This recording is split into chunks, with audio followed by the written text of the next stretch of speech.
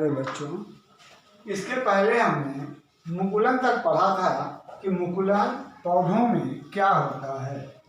पादप में जन्म के फलस्वरूप में हमने मुकुलन तक पढ़ा था। आज हम पढ़ते हैं खंडन, अर्थात खंडन के फलस्वरूप एक ही पादप दो भागों में खंडित हो जाता है या टूट जाता है और टूट कर वह पादप एक नए पौधे को जन्म दे देता है।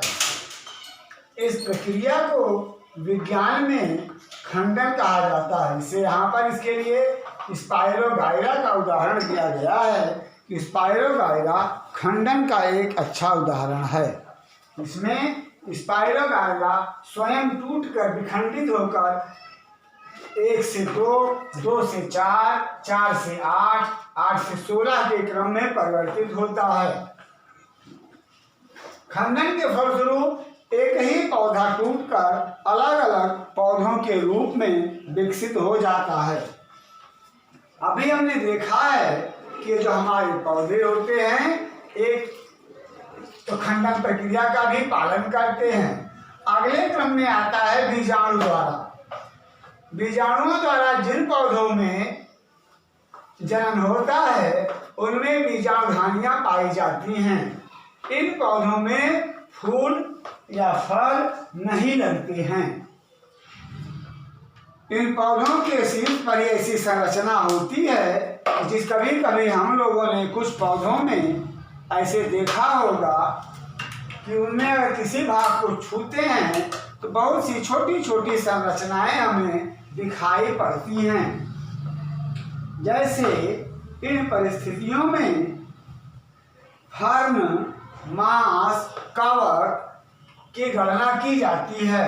फर्न, मांस और कवक जिसको हम लोगों ने देखा होगा कि जो बीजाणुओं द्वारा जनन होता है, इसमें जो हमारे प्रश्नों में कवक है जिसको हम या फफूंदी है, इनको हम अपने घरों में सड़ी हुई रोटियों पर या सड़े हुए पदार्थों पर लगा देखते हैं। कवक हुआ या फफूंद हुआ। इसके साथ साथ कुछ पौधे भी हैं जैसे फर्न आदि में ये बीजाणुओं के रूप में पाए जाते हैं। वैसे इनमें हमने जीवन में कभी भी फल और फूल नहीं देखे हैं, लेकिन इनका भी विकास उन बीजाणुधानियों के द्वारा, जिसमें बीजाणु रहते हैं उनके द्वारा होता रहता है। इसमें एक ऐसा छोटा सा भाग होता है जो हमें फूला हुआ दिखाई देता है और उसी फूले हुए भाग में असंख्य बीजाणु पाए जाते हैं। ये हमारा अलैंगिक जनन हुआ। अगले क्रम में हम लोग इस पाठ में लैंगिक जनन प्रक्रिया के बारे में पढ़ेंगे। लैंगिक जनन प्रक्रिया में हमने पढ़ा है कि जो हमारा पौधा होता है उसमें विधिवत पुष्प आते हैं, फल आते हैं और एक नए बीज का जन्म होता है जो हमें फलों से प्राप्त होता है। हम लोगों ने अधिकतर फलों का प्रयोग किया है और उन फलों में हमें बीज प्राप्त होते हैं। इस क्रम में हमने जैसे आम, नीम, जामुन, कटहल आदि पौधों का उनके फलों का प्रयोग अपने जीवन में किया है और इनमें अपने जीवन में किया है और इनमें बीज पाए जाते हैं। लेकिन बीज से पहले इस लैंगिक प्रक्रिया में जो पुष्प होते हैं उनका महत्वपूर्ण स्थान होता है, क्योंकि लैंगिक जनन में पुष्प जनन की मूल इकाई है। पौधों में जो फूल आते हैं उन्हीं फूलों में पहले तो हम फूल की प्रकृति के बारे में जानते हैं। यहाँ पर फूल दो प्रकृति में होते हैं, उनको हम एक लिंगी पुष्प या द्विलिंगी पुष्प भी कहते हैं। उन्हें हम एक लिंगी पुष्प या द्विलिंगी पुष्प भी कहते हैं। और इस एक लिंगी पुष्प या द्विलिंगी पुष्प के क्रम में हमें यह जान लेना चाहिए कि जो हमारे एक लिंगी पुष्प होते हैं उनमें एक पुष्प में या तो पुंकेसर पाया जाता है या स्त्री केसर ही पाया जाता है, अर्थात उनमें दोनों नहीं पाए जाते, या तो उनमें पुंकेसर पाया जाता है या स्त्री केसर ही पाया जाता है। ये एक लिंगी पुष्प होते हैं। ऐसे पौधों का उदाहरण में हम सबसे अच्छा देख सकते हैं पपीता। पपीता एक लिंगी पुष्प का सबसे अच्छा उदाहरण है कि पपीते में कोई एक पौधा है, दूसरे पौधे के लिए हम लोग उदाहरण ले लेते हैं आंवला या आंवला। ये दोनों पौधे ऐसे होते हैं जिसमें या तो पुंकेसर पाया जाता है या स्त्री केसर पाया जाता है। पुंकेसर का अर्थ होता है पुरुष वर्ग के पौधे, और स्त्री केसर में केवल स्त्री केसर वर्ग के पौधे ही फूल ही उस पर उगते हैं। हमने पपीते में तो विशेष रूप से देखा है, आंवले में ज़्यादा निरीक्षण करना पड़ता है। तो पपीते में हमने देखा है कि कुछ ऐसे भी पौधे होते हैं जिनमें बड़ी बड़ी लड़ों के साथ फूल तो आते हैं लेकिन उनमें फल नहीं लगते हैं। वहीं ऐसे भी पौधे होते हैं जिनमें वो बड़ी लड़ियों वाले फूल नहीं आते, वहां पर सीधे फल लगते हैं। दूसरा क्रम आता है द्विलिंगी पुष्पों का, जिसमें एक ही फूल में पुंकेसर और स्त्री केसर दोनों पाया जाता है। इसका सबसे अच्छा उदाहरण है सरसों। हम अपने घरों में, गांवों में अगर खेतों में जाकर देखते हैं, सरसों के फूल को देखेंगे तो सरसों के फूल में हम स्पष्ट रूप से इन सभी संरचनाओं को देख सकते हैं जिसमें पुंकेसर और स्त्री केसर दोनों पाया जाता है। तो हमें जानना चाहिए कि पुंकेसर में क्या होते हैं।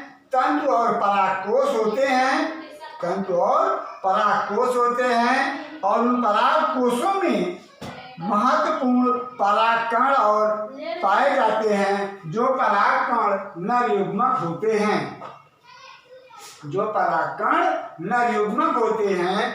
और दूसरे क्रम में स्त्री केसर रूप में पाए जाने वाले पौधों में वर्तिकाग्र, वर्तिका और अंडाशय पाए जाते हैं। और ये अंडाशय ही एक नए बीज को या एक नए फल को जन्म देते हैं। ये अंडाशय एक नए फल को जन्म देते हैं और इस नए फल से ही नए बीज का विकास होता है। लेकिन इस प्रक्रिया के कुछ चरण और होते हैं, क्योंकि जब फूल पुष्प जो खिल जाते हैं तो उनमें सबसे महत्वपूर्ण अगली प्रक्रिया होती है परागकोश, तंतु परागकण, स्त्री केसर में वर्तिकाग्र, वर्तिका और अंडाशय। इन वाक्यों के क्रम में हम जो ये देखते हैं कि जो स्त्री केसर का अंडाशय भाग होता है वह हम इस सरसों के पौधे में देख सकते हैं। स्त्री केसर का जो अंडाशय का भाग पाया जाता है वह अपेक्षाकृत पौधों में पुष्प के भाग में एक मोटी संरचना होती है। एक मोटी पाइप नुमा संरचना होती है जो हमें पौधों में दिखाई देती है।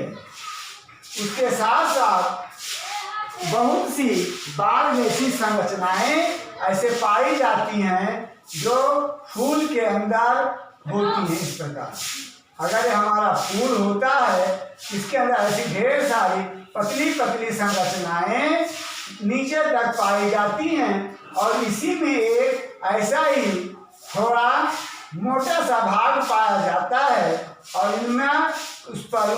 इन पर परागण या पराग या बीजाणु होते हैं। इन प्रक्रियाओं में जब हम देखते हैं और ये हिस्सा जो होता है थोड़ा फूला हुआ होता है और यही हिस्सा पुष्पों में स्त्री केसर का भाग होता है जो अंडाशय कहलाता है। ये इतना हमारा हिस्सा, ये पुंकेसर का हिस्सा है। इसमें बहुत से पुंकेसर हैं, लेकिन केवल एक भाग ही स्त्री केसर है जो कि इस पूरे पौधे में फल और बीज के निर्माण के लिए उत्तरदायी होता है। ये हमारा ऊपर का हिस्सा जो है यह परागकोश होते हैं। ये जो पतली तंत्र जैसी रचनाएं होती हैं ये वर्तिकाग्र कहलाती हैं। और इसमें ये अंडाशय है और ये वर्तिका है और ये वर्तिकाग्र होता है। जहाँ पर नंबर 1, अब इस लैंगिक जन्म की प्रक्रिया में हमने इन भागों को समझ लिया। इसके बाद अगली प्रक्रिया में आता है परागण। परागण अर्थात पराग कोश में पाए जाने वाले परागकण जो नर युग्मक होते हैं वे अंडाशय में, यानी जो परागकण होते हैं अंडाशय में पाए परागकण पराग कोश में पाए जाते हैं। वे अंडाशय में पाए जाने वाले अंडाशय जो हम लोग यहाँ पढ़ रहे हैं जो पौधों के स्त्री केसर भाग में पाया जाता है,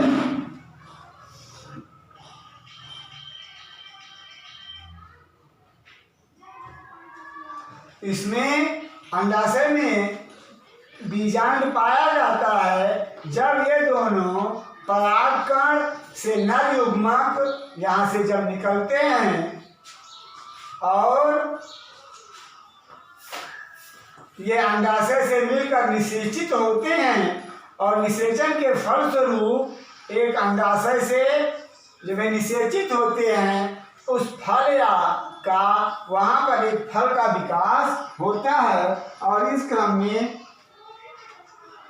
अंडे के रूप में इनका विकास होता है और एक नए फल का जन्म होता है। और जो हमने परागण पढ़ा है इन पुष्पों में ऐसे नहीं, इन पुष्पों में परागकण भी पाए जाते हैं और ये परागकण कुछ सुगंधित होते हैं कुछ सुगंधित नहीं होते हैं। इनकी प्रक्रियाएं अलग अलग होती हैं। सामान्य रूप से जो परागकण होते हैं बहुत ही सुरक्षित होते हैं, जल्दी से इनके नर युग्मक का विनाश नहीं होता है जो उन्हें सूखने से भी बचाता है। परागकण हल्के होते हैं, ये वायु अथवा जल द्वारा भागकर भी ले जाए जा सकते हैं। जो कभी हमने देखा होगा अगर हमारे हाथों में या हमारे कपड़ों में कोई भी फूल लग जाता है तो उस क्रम में हमारे हाथों में उस फूल के कुछ भाग लग जाते हैं। जो हमारे हाथों में लगा हुआ भाग होता है विज्ञान में उन्हीं भागों को हम परागकण कहते हैं। इस क्रम में जब कीट पतंगे उन पौधों पर बैठते हैं उन फूलों पर बैठते हैं तो वे फूल उन कीट पतंगों के पैरों में चिपक कर दूसरे फूल पर दूसरे पौधों पर पहुंच जाते हैं। इस क्रम में ये परागकण एक स्थान से दूसरे स्थान तक पहुंचकर अपनी परागण या निषेचन की प्रक्रिया को प्रारंभ करते हैं जिसके फलस्वरूप एक नए पौधे का भी जन्म होता है। तो जब एक स्थान से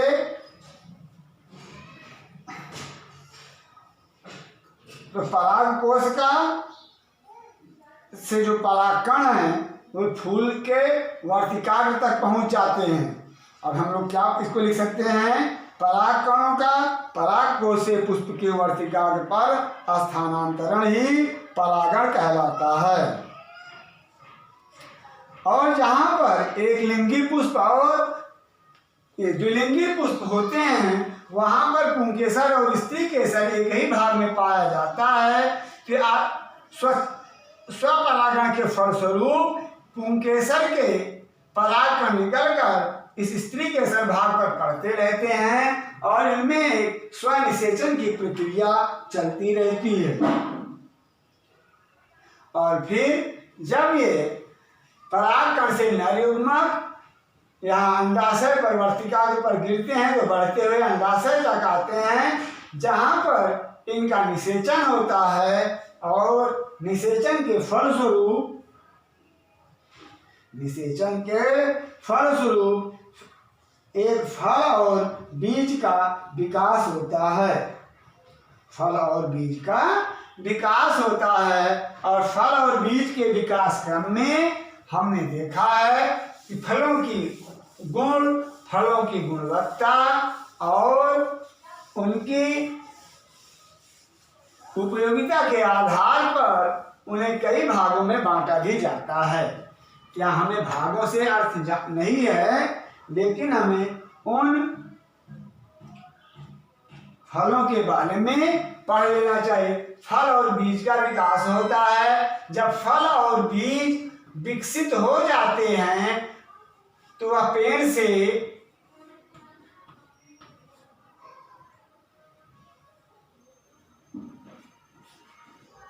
फल और बीज जब तैयार हो जाते हैं तो हमने देखा होगा बीज का प्रकीर्णन यानी दूर तक पहुंचना या बिखरना किस क्रम में होता है, ये पौधों की या फलों की उपयोगिता पर निर्धारित होता है। अगर तुम लोग पढ़ते हो तो ये कुछ हवा द्वारा फैल जाते हैं, कुछ जंतुओं द्वारा फैल जाते हैं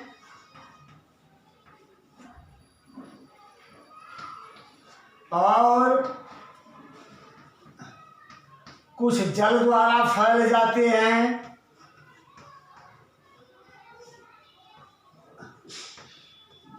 और कुछ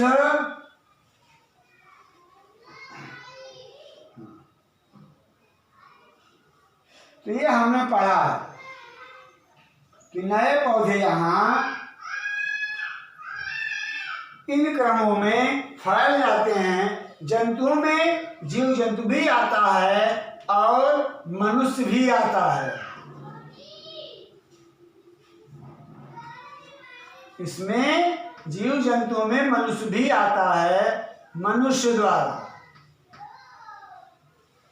मनुष्य जो प्रकीर्णन करता है वह अपने लाभ के लिए करता है और हवा और जल द्वारा जो प्रकीर्णन होता है उससे भी प्रकृति का और मनुष्य का ही लाभ होता है। जल द्वारा प्रकीर्णन के क्रम में हमने देखा होगा, इसका सबसे अच्छा उदाहरण नारियल है। नारियल हमने देखा है कि नारियल पानी में तैरकर बहुत दूर तक चला जाता है और वह एक नए पौधे के रूप में एक तट से दूसरे तट तक पहुंचकर दूसरे तट पर एक नए पौधे को जन्म दे सकता है। हाँ, हवा द्वारा प्रकीर्णित होने वाले पौधे उनकी गुणवत्ता होती है कि ये वजन में बहुत हल्के होते हैं। इन पर बाल या पंख जैसी संरचनाएं पाई जाती हैं जो हवा में आसानी से उड़ सकते हैं, जैसे मदार का पुष्प जिसको हम आँख भी कहते हैं, और हम लोगों ने सहजन भी देखा होगा। उन पुष्पों में पंख जैसी संरचनाएं भी पाई जाती हैं। ये दोनों हवा के साथ उड़कर दूर तक पहुंच जाते हैं। इस प्रकार हमने यहाँ पर प्रकीर्णन पढ़ा। जंतुओं द्वारा फैलने वाले फल और बीज कुछ तो जंतु खाकर मल द्वारा उनके बीजों को प्रकीर्णन में सहायक करते हैं।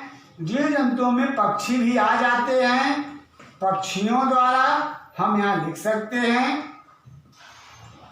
ये जंतु और पक्षी उस फल के बीज को खाकर उसमें परिक्रमण की सहायता करते हैं, और कुछ तो इन जीव जंतुओं और पक्षियों के शरीर में अपनी संरचना के फलस्वरूप चिपक जाते हैं और दूर दूर जाकर इनको ये अपने उनका शरीर छोड़कर सतह पर फैल जाते हैं।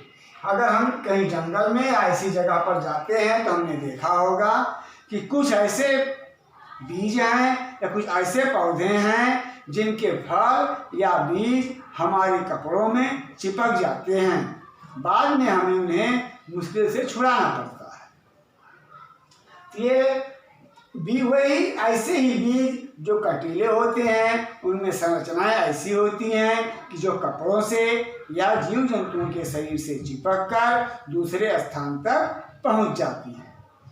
मनुष्य अपने स्वार्थ के लिए, अपने लाभ के लिए उन पेड़ कुछ पौधों को बोता है, उगाता है और समय के साथ उन्हें काटकर घर भी ले आता है और उनके बीजों का उपयोग अपने भोजन के लिए करता है। इस प्रकार हमने यहाँ पढ़ा इस पूरे चैप्टर में कि पेड़ पौधों में जन्म भी दो प्रकार से होता है, एक लैंगिक जनन होता है और एक अलैंगिक जनन होता है। इस क्रम से हम अपने इस पाठ को आज पूर्ण कर लिया। सभी बच्चे इस पाठ के प्रश्नोत्तर को हल करके ले आएंगे। जय हिंद, जय भारत, वंदे मातरम।